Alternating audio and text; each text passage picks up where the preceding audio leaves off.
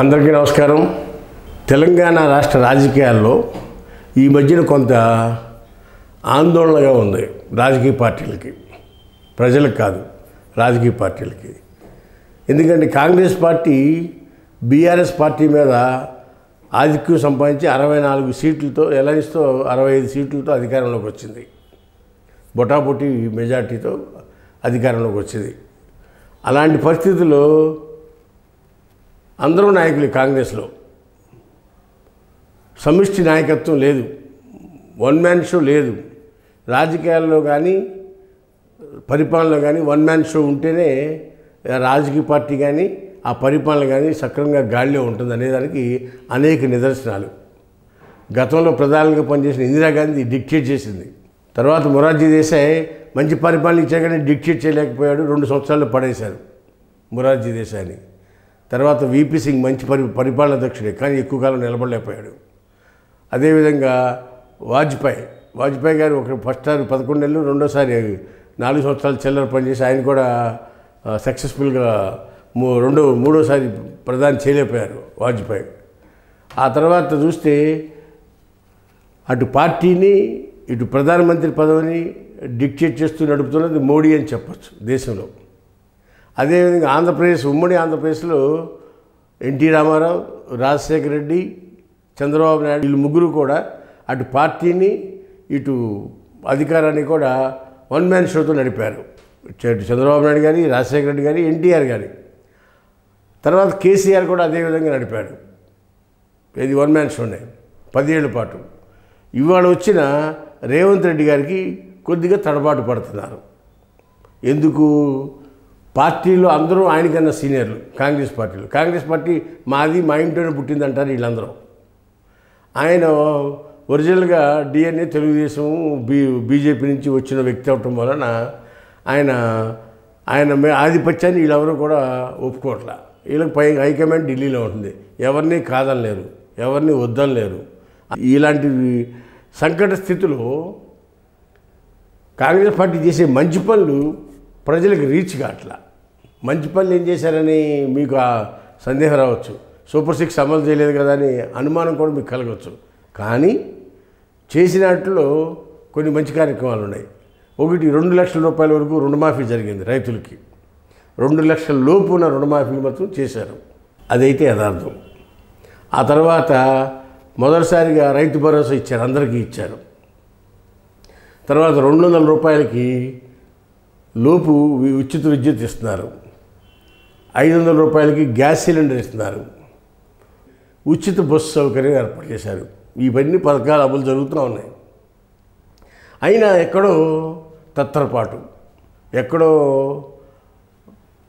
చేసిన పనులు చెప్పుకోలేని అనైక్యత, ఇలాంటి సంకట స్థితిలో రేవంత్ సర్కార్ ఉంది. పరుగు తీట్లా, ఇమేజ్తో పరుగు తీట్లా. ఒక పక్క బీజేపీ, ఒక పక్క బీఆర్ఎస్, హరీష్, కేటీఆర్, కవిత, కిషన్ రెడ్డి, సంజయ్, ఇలా అరవింద్, వీళ్ళందరూ కూడా వీళ్ళ మీద ముప్పెడి దాడి చేస్తున్నారు. ఇటువైపు నుంచి కాంగ్రెస్ వైపు నుంచి ఏ మంత్రి కూడా మాట్లాడట్లా. కోమటిరెడ్డి మాట్లాడట్లా, సీనియర్ అంటాడు, ఆయన మాట్లాడట్లా. ఉత్తమ్ కుమార్ రెడ్డి మాట్లాడట్లా, ఆయన పీసీసీ ప్రెసిడెంట్ చేశాడు, గతంలో మంత్రి చేశాడు, ఆయన మాట్లాడట్లా. అదేవిధంగా పొన్నం ప్రభాకర్ మాట్లాడట్లా, లేదంటే కొండా సురేఖ మాట్లాడట్లా, సీతక్క మాట్లాడట్లా. ఇలా ఎవరు చూసినా బిగ్గరగా పార్టీ వాయిస్ని కానీ, పరిపాలన మీద కానీ, పథకాల గురించి కానీ ముప్పిడి దాడి చేయట్లా, మనకెందుకులే అని లాలూచీ ధోరణిలో ఈ మంత్రివర్గం మొత్తం పనిచేస్తుంది. రేపు ఇప్పుడు అధికారంలో కేసీఆర్ వస్తే మనకి ఇబ్బంది పెడతాడే భావన ఉన్నారు తప్పితే కట్ అండ్ త్రూగా ప్రెస్ మీట్లు పెడతలేదు. ప్రభుత్వం చేసిన విజయాలను కానీ, మంచి పనులు కానీ చెప్పుకోలేకపోతున్నారు ప్రజలకి. ఈ సందర్భంగా ఇక్కడ ఒక విషయం చెప్పాలి. రేవంత్ రెడ్డి అపోజిషన్లో పీసీసీ ప్రెసిడెంట్గా ఉన్నప్పుడు వన్ మ్యాన్ షోగానే నడిచింది, ఒంటరిగానే కనపడ్డాడు. ఇవాళ ముఖ్యమంత్రి అయినా కూడా ఒంటరిగానే ఫైట్ చేస్తున్నారు తప్పితే సమైక్యత అనేది ఎక్కడ కనపడట్లా కాంగ్రెస్ వాళ్ళలో. పోతే అధికారం లేని ప్రతిపక్షాలకి బీజేపీ కానీ, బీఆర్ఎస్ కానీ ముప్పిడి దాడి చేస్తాయి. ఒకళ్ళకిద్దరు మాట్లాడతారు, వాళ్ళ మాటలు ఎక్కువ రీచ్ అవుతాయి. రేవంత్ రెడ్డి ఒక్కడే కాంగ్రెస్ పక్షాన ప్రభుత్వం పక్షాన మాట్లాడేటప్పటికి అవి రీచ్ కావట్లా. వీళ్ళు ఎంతసేపు ముప్పటి దాడి చేయట్లా. 12 మంది మంత్రులు ఉన్నారు, పిసిసి ప్రెసిడెంట్ ఉన్నారు. ఈ 13 రోజు ఎగబడి మాట్లాడితే వాళ్ళు ఎక్కడ మాట్లాడతారు? వాళ్ళు ఉందల్లా కేటీఆర్, హరీష్ ఇద్దరు, కవిత ముగ్గురు, కేసీఆర్ ఫామ్ హౌస్లో ఉన్నాడు. ఇటు పోతే కిషన్ రెడ్డి, సంజయ్, అరవింద్ వీళ్ళు ముగ్గురు, మొత్తం 6 ఉన్నారు. ఈ 12 మంది మాట్లాడితే 6 ఎందుకు పనికొస్తారు? పనికిరారు. కానీ మాట్లాడట్లా. ఎందుకు? మరి ఈ విషయంలో ఇన్ని పనులు చేసినా కానీ, చేస్తూ ఉన్నా కానీ కాంగ్రెస్ పార్టీకి రావాల్సినంత మైలేజ్ రావట్లా.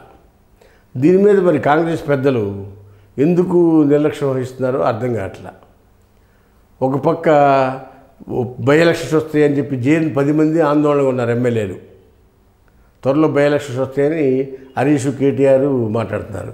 ఇలాంటి సందర్భంలో కాంగ్రెస్ పార్టీ ఢిల్లీ పెద్దలు కూడా పట్టించుకుని ఇన్వాల్వ్ అయ్యి అందరూ ఒకే వాయిస్ వినిపించాలి, అందరూ కూడా మాట్లాడాలి అని ఆ శాఖల్లో జరిగే వాటిని కానీ, లేదా పార్టీ పరంగా చేసిన కార్యక్రమాలు కానీ, ప్రభుత్వ పరంగా చేసిన కార్యక్రమాలు కానీ చెప్పే విధంగా ఉండకపోతే రాబోయే రోజుల్లో కాంగ్రెస్ పార్టీకి, ప్రభుత్వానికి గడ్డు కాలం చెప్పక తప్పదు. హాయ్ ఫ్రెండ్స్, మా ఫ్యూచర్ టుడే ఛానల్ చూస్తున్నందుకు చాలా థ్యాంక్స్. మరిన్ని లేటెస్ట్ వీడియోస్ కోసం వెంటనే సబ్స్క్రైబ్ చేయండి. అలాగే ఈ బెల్ ని కూడా రింగ్ చేసేయండి. మా లేటెస్ట్ వీడియోస్ నోటిఫికేషన్స్ అన్నీ మీ మొబైల్లో వస్తాయి. మా వీడియోస్ మీకు నచ్చితే లైక్ చేయండి, షేర్ చేయండి, నచ్చకపోతే కామెంట్ చేయండి.